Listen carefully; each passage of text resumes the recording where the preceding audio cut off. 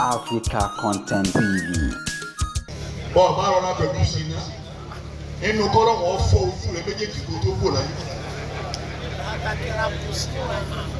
Ẹbí gbogbo jọmọ́ ọ̀gbọ́n. Wàlá takẹ́rà bò Sina. Léyìí dẹ́yìn náà ṣe. Àrèsí bàbá tẹ̀sán.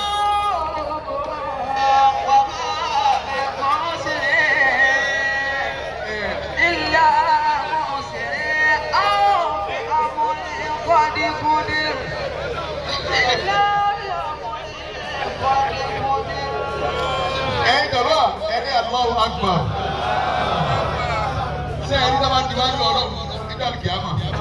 tó bá já sí ọlọ́run bàbá wa rábàjá tó bá já sí ọlọ́run ní ẹ̀dẹ́ ọ̀dà mo yọ̀dá pọ́nísírẹ́tì Sina wà láyà yóò kú lórí pé àwọn àti wa máa fúnra wa báyìí.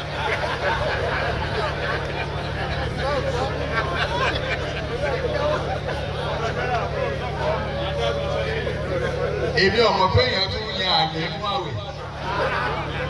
oṣù kan yìí ní àfilẹ̀ àwẹ̀ yìí ó kọ mélòó lónìí ṣáàrù ní mẹ́fìrà oṣù àforíjì tó ọba kájọ nù ẹ̀ tó bẹ̀rọ̀ ọwọ́ abẹ́rọ̀ tútú bá méjì níbẹ̀ ẹ̀yin lórí bàbá dé níbi ẹ̀jẹ̀ mọ̀ wá tútú bá méjì níbẹ̀ àkọ́kọ́ túbá tó túbá lórí àwọn yìí atẹ̀kọ̀fọ́ láì wọ́n lè lè mọ kó ọlọ́mọtò yẹn gbogbo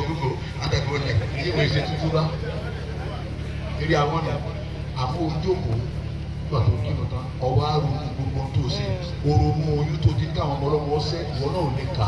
oronú gbogbo kàfé ó sì omi wá bọ́ rẹ̀ ọlọ́ gbogbo ṣe ní ìjọba kí á máa báyìí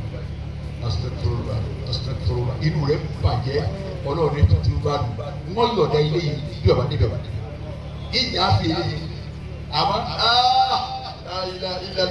èmi náà bá tilẹ̀ jẹ́ nínú ayé rí àwọn ọ̀nà ọ̀bẹ tún bá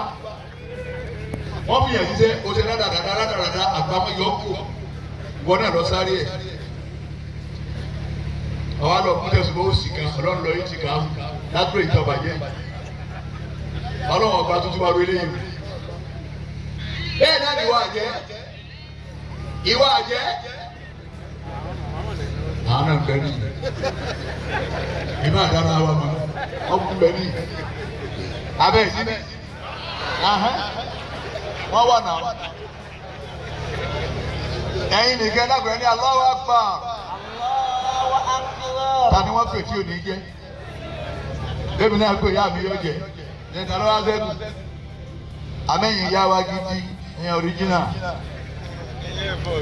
lẹ́yìn náà bá mú tẹ̀sùn náà tẹ́ bá tún bá pé gbogbo ojú tí mo ti fọ́ gbogbo etí elétí tí mo ti di gbogbo ẹni mo ti ní kẹsẹ̀ rẹ̀ ọ́ kákò lẹ́rẹ́ ìyàjẹ́ ọ̀la ẹ̀yìn ọlọ́run bàdá yìí kà ní